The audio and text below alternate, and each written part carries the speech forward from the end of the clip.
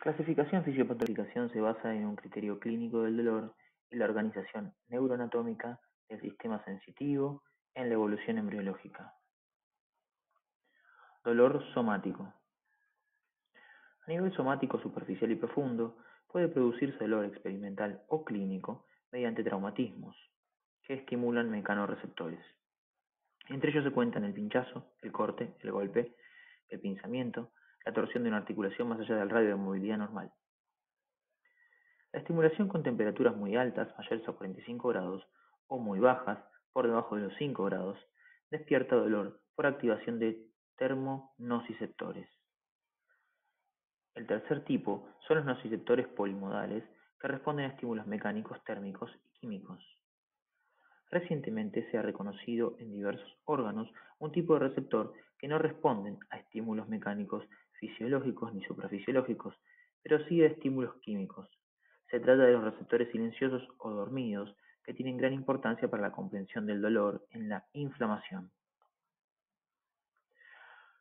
Un concepto nuevo es que los nociceptores, esencialmente con función aferente, poseen también propiedades neuroefectoras. Al ser activados por sustancias liberadas en el foco de la lesión, salida de potasio intracelular, activación de fosfolipasas, generación de bradichinina, prostaglandinas y leucotrienos, además de transmitir la señal hacia el sistema nervioso central, actúan localmente liberando mediadores almacenados en el terminal y de este modo contribuyen a amplificar la señal. Uno de los mediadores mejor estudiados es la sustancia P, un polipéptido de 11 aminoácidos que además de ser un neurotransmisor a nivel medular, también se encuentra almacenado en terminales sensitivas, donde al ser liberado genera una potente acción vasodilatadora, aumento de la permeabilidad, edema y quimiotaxis de leucocitos, plaquetas y mastocitos, que a su vez, mediante la producción de radicales de oxígeno, serotonina e histamina, contribuyen a la reacción inflamatoria. Esta amplificación de la reacción tisular, captada por receptores polimodales, hace que aumente la percepción dolorosa, aún ante estímulos que en condiciones normales no desencadenarían una sensación desagradable y en una extensión mayor que la originalmente afectada. Estos fenómenos constituyen el fundamento del componente periférico de la hiperalgesia. La hiperalgesia se explora muy a menudo en la práctica clínica como forma de evidenciar el compromiso de un órgano. Por ejemplo, cuando se provoca dolor al movilizar una articulación artrítica, palpar el periósteo de un hueso infectado o infiltrado por células leucémicas, o percutir la región de la frente de un paciente con sinusitis aguda, maniobras que normalmente serían indoloras. Hasta ahí entonces el dolor somático. Vamos a ver ahora dolor visceral. Los desencadenantes del dolor visceral de gran importancia clínica son más complejos y menos conocidos. Muchos de estos estímulos que desencadenan dolor en estructuras somáticas no lo hacen cuando se los aplica a las vísceras o directamente no se los percibe, como se observa en la práctica de biopsias endoscópicas, cauterizaciones y punciones del aparato digestivo alto y bajo, del aparato respiratorio, del cuello uterino y de la vejiga. Incluso la destrucción avanzada del pulmón, el hígado y el riñón por neoplasias no despierta dolor hasta que resultan alcanzadas las cápsulas ocerosas ricamente inervadas por terminales del dolor. Existen excepciones curiosas como la sensibilidad del mesenterio, que duele al ser traccionado o pinzado, y el trígono vesical, responsable del dolor desencadenado por un cálculo apoyado sobre el cuello de la vejiga. La distensión espontánea o experimental es el estímulo algogénico de las vísceras huecas que más se ha estudiado. Este tipo de dolor se agrava periódicamente con las ondas de contracción propias de cada órgano que aumentan la presión intraluminal. Esta es la base del dolor cólico, cuyas características pueden investigarse mediante la anamnesis. El segundo estímulo para el dolor visceral es la isquemia. La frecuencia y la significación de la isquemia miocárdica han motivado una cantidad infinita, porque todavía continúa, de estudios fisiopatológicos sobre este mecanismo del dolor, que con las adaptaciones de cada caso puede extenderse a otros órganos, como el músculo estriado y el intestino, donde genera claudicación intermitente y angina intestinal, respectivamente. El último gran mecanismo es la inflamación, cuya observación clínica es frecuente. Diversos órganos abdominales, de los que normalmente no tenemos noción, se tornan dolorosos al inflamarse. Según una antigua comunicación, pacientes operados con anestesia local y por consiguiente despiertos no percibían dolor cuando se les pinzaba y traccionaba el apéndice sano, cosa que sí ocurría al pinzar un apéndice inflamado. Existen referencias a observaciones similares con respecto al uréter, la vejiga, el ovario y el esófago. Curiosamente, bronconeumonías graves que causan la muerte no se expresan con dolor, salvo que se afecte la pleura. En el cuadro 8.1 se presenta un resumen de las características del dolor somático y visceral. Por otro lado tenemos al dolor neuropático.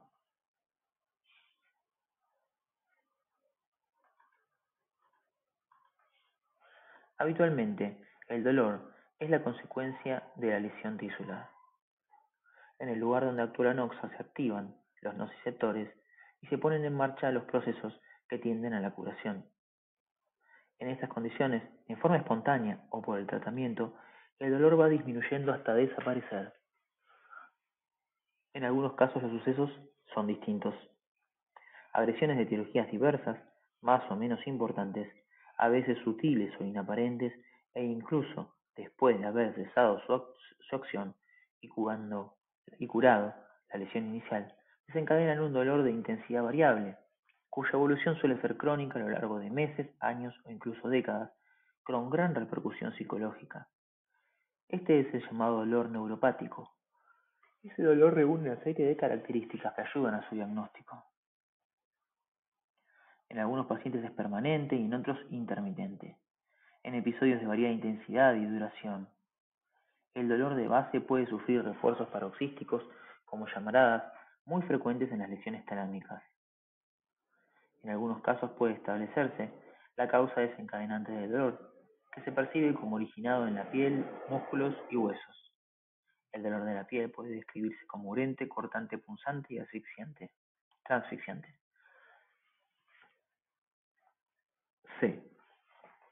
Se debe a la lesión de vías nerviosas en una región determinada, que puede dar como resultado paradójico la coexistencia de dolor junto con un déficit para otros tipos de sensibilidad. En ocasiones, la lesión nerviosa es evidente, como por ejemplo la abulsión de una raíz, la sección de un nervio de un muñón de amputación que provoca dolor en el miembro inexistente, dolor fantasma, la neuralgia posherpética. Neuralgia es un dolor circunscrito a un territorio de distribución de un único nervio, o los dolores subsiguientes a una toracotomía, en la que se han seccionado de forma inevitable delgados ramos nerviosos. En otros casos, la agresión es inaparente o desproporcionada con la intensidad del dolor que produce, como en la neuralgia del trigémino o del glosofaringeo, o después de un simple esguince de tobillo. La lesión de las vías de conducción del dolor también puede ser central, como se ve en el infarto talámico, que provoca un cuadro integrado por serias disestesias que incluyen dolor talámico en el hemicuerpo homolateral a la lesión, y hemiparesia transitoria y pérdida de todas las modalidades sensitivas del lado contralateral. Este dolor carece de toda utilidad o sentido de alarma o protección, ya que se debe a una lesión que interrumpe una vía y deja desconectadas a un grupo de neuronas. De allí la denominación de dolor de desaferentación. La estructura nerviosa se activa en forma espontánea y no requiere la participación de un estímulo externo para originar la señal del dolor.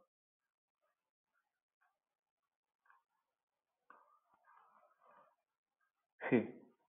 Como podría imaginarse por la falta de lesión tisular, no responde a los analgésicos antiinflamatorios no esteroides, pero sí a algunos psicofármacos cuyo mecanismo de acción reside en modificaciones de liberación y recaptación de neurotransmisores y a técnicas de neuroestimulación que activan sistemas antinociceptivos endógenos.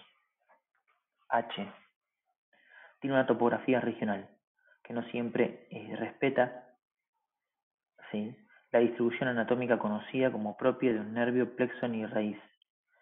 Esta particularidad de aparente desorden se debería al remodelado dinámico de circuitos en el asta posterior de la médula, el tálamo, la corteza cerebral y de los mapas somatotópicos. Y, por datos que proporcionan la observación clínica y experimental, se sabe que en la génesis y el mantenimiento del dolor neuropático participa el sistema simpático, en especial los receptores alfa 2. Las intervenciones antiadrenérgicas, fármacos simpaticolíticos o la simpatectomía quirúrgica, que alivian este tipo de dolor y su agravamiento con inyección de catecolaminas, avalan la participación autonómica. A diferencia de los dolores provocados por una agresión tisular, una lesión nerviosa promotora de un dolor neuropático puede ser seguida durante semanas o meses por trastornos tróficos importantes en la estructura y la función de la piel y los anexos, la microcirculación, los huesos, las articulaciones y los músculos de la extremidad en la que se asientan, lo cual configura un cuadro de distrofia simpática refleja. K. A menudo la acompañan tres sensaciones anómalas muy diferentes de las provocadas por los mismos estímulos aplicados en áreas indemnes: alodinia mecánica y térmica, hiperalgesia mecánica y térmica, hiperpatía. La alodinia es un dolor provocado por un estímulo mecánico o térmico que en condiciones habituales es inocuo. La hiperalgesia es un descenso del umbral perceptivo para estímulos dolorosos que provoca una facilitación en la producción del dolor. La hiperpatía es una alteración del sistema nervioso central en la que se eleva el umbral del dolor, pero una vez alcanzado desencadena un dolor de máxima intensidad a la que se llega rápidamente, mucho más intenso que lo esperado, y por lo general sin relación con la intensidad del estímulo empleado. En algunas circunstancias, en un paciente pueden coexistir dos tipos de dolor. Por ejemplo, una hernia discal puede comprimir y activar nociceptores periósticos y de las membranas que envuelven a la raíz, provocando un dolor normal, y al mismo tiempo lesionar las fibras nerviosas de la raíz, causando un dolor neuropático que puede prolongarse mucho después de la extirpación quirúrgica del núcleo meniscal prolapsado. El cuadro 8.2 presenta un resumen de las características del dolor neuropático. Por último tenemos el dolor funcional o psicogénico. Además de los dolores somáticos, viscerales y neuropáticos, deben considerarse los dolores psicogénicos, que se observan a menudo en la clínica y carecen de sustrato estructural evidenciable. Por ejemplo, las cefaleas o los dolores abdominales esporádicos, que muchas personas sufren de vez en cuando, no tienen una causa clara demostrable, porque su trivialidad y fugacidad hacen innecesario cualquier intento de estudio etiológico.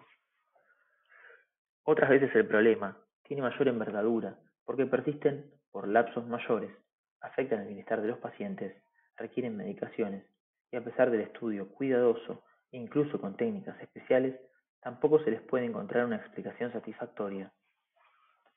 En estas situaciones caben varias posibilidades. En algunos casos se diagnostica dolor psicogénico o funcional y se lo relaciona con ciertas perturbaciones mentales más o menos graves: neurosis, hipocondria, trastornos somatoformes.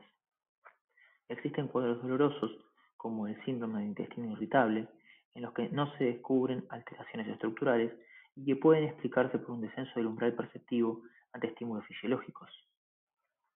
Debe tenerse siempre presente que el sufrimiento de estos pacientes es tan real como el provocado por lesiones anatómicas y se lo debe tratar como tal. Muy distinta es la situación de los simuladores, que inventan el relato de las características de un dolor, a veces con tanta precisión e incluyendo manifestaciones concomitantes psíquicas y de la conducta, que hacen muy difícil el reconocimiento de la artimaña. Un rasgo típico de los simuladores es el fin utilitario directo o indirecto que tarde o temprano se pone de manifiesto. Como norma, es conveniente que en principio el médico crea en el relato del paciente y trate de calmarlo, dejando para una instancia ulterior la demostración de un sustrato predominantemente psiquiátrico o de una intencionalidad para la simulación.